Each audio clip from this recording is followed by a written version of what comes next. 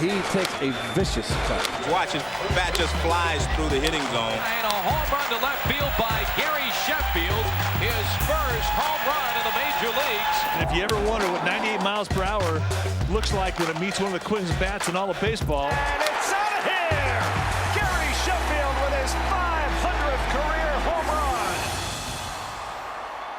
Time to step into Sheff's kitchen, visit with our friend Gary Sheffield on a Monday. Hey, Sheff, I want to hit you with one player who is red hot right now, who I know has been on your radar for a long time.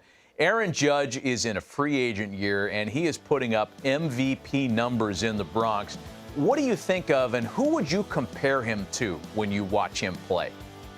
Well, the first name comes to mind is Dave Winfield. You know, even though Dave Winfield choked up on the bat, he has that big body frame. He looks like a basketball player. He looks like he can play tight end for somebody. He can do a lot of different things. But, you know, like I said, when you see how quick he's gotten to the ball now, I watched his swing when he first came in the league. And the hitting coach used to call me all the time looking for help to help him with his swings and cut down the strikeouts. But he had a long swing at the time. And now he's shortened that swing. He's starting to use his torso and his legs, and you're seeing the results now. Boy, what he's doing is, without question, the best story going on in the Bronx right now. There was a story over the weekend that I know you're aware of that, regrettably, we have to ask you about. And I guess the league has come down with some discipline for Josh Donaldson. We get this within the hour. It's been talked about a lot. His referring to Tim Anderson over the weekend as Jackie, then claiming it was something that he had done with Tim previously, that they had a relationship, and he meant it in jest.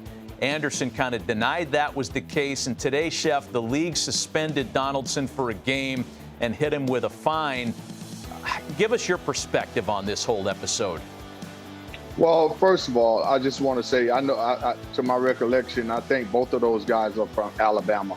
And, you know, and they know the history of Alabama with racism and things like that. So both of them come from different backgrounds, but live in the same area. So they both know better. And I think in Josh's case, I think he took it a little too far. But I will say, you know, he explained his side of the story. But when you're talking about, you know, Jackie Robinson and saying that you wanted to, you know, bring back the memory of Jackie Robinson and be the new Jackie, then you open up the gates for guys to say things to you.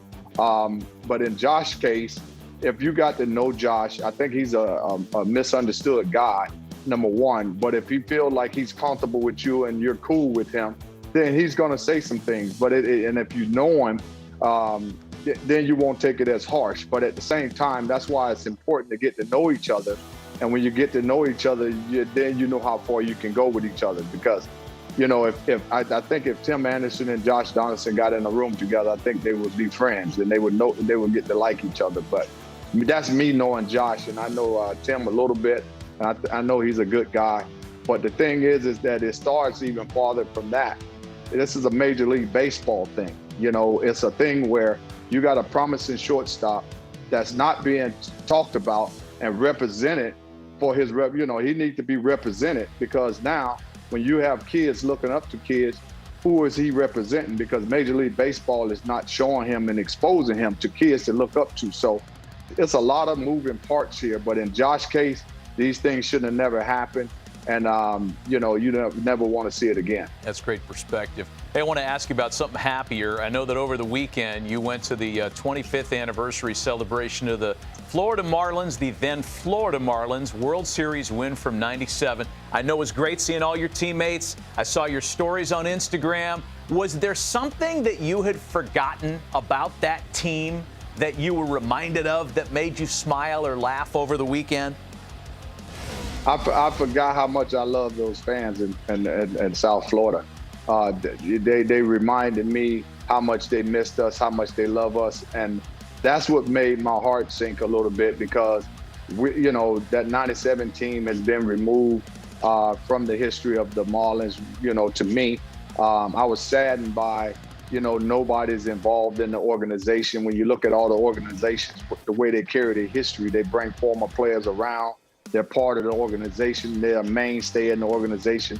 The Florida Marlins is not like that. And so that broke my heart a little bit. And then when we talked about, all the guys that want to be a part of this organization, and when you see the history of this, we was the first ones to do this and not be, now we're getting remembered for it. So it's quite a treat. And then just to see those fans, how excited they was, I mean, that just made me feel great. And the last thing was, I was heartbroken when I didn't see every player there to participate in it. You have some guys that are still upset with the organization, how they've been treated.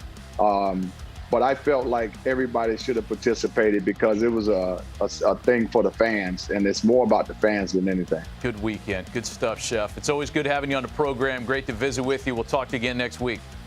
All right. Thank you, buddy. I appreciate it.